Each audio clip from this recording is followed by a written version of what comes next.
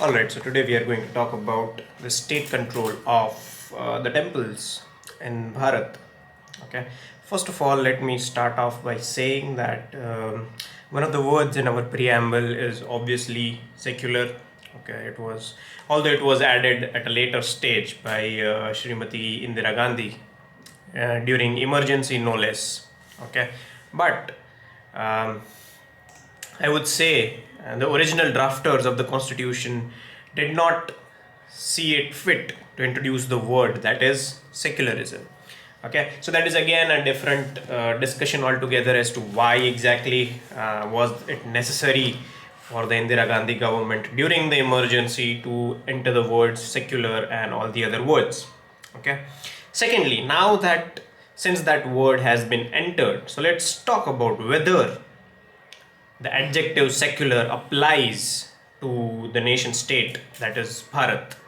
Okay, because now that we have entered it into the preamble, and preamble is part of the basic structure of the constitution according to the Supreme Court.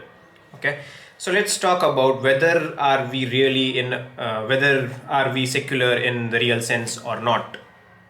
So just to refresh your memory a little bit, we have covered this in an elaborate way in another series of videos about secularism. It might be there some on our channel on YouTube.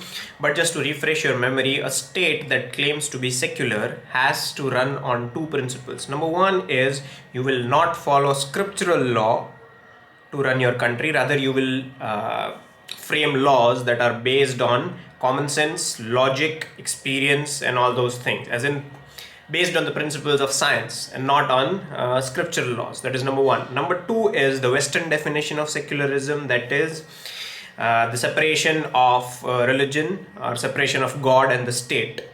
Okay, now this is the definition of a secular state. Okay, so in this series I want to talk about why exactly does the state of Bharat control temples if God and state or God and government has to be different.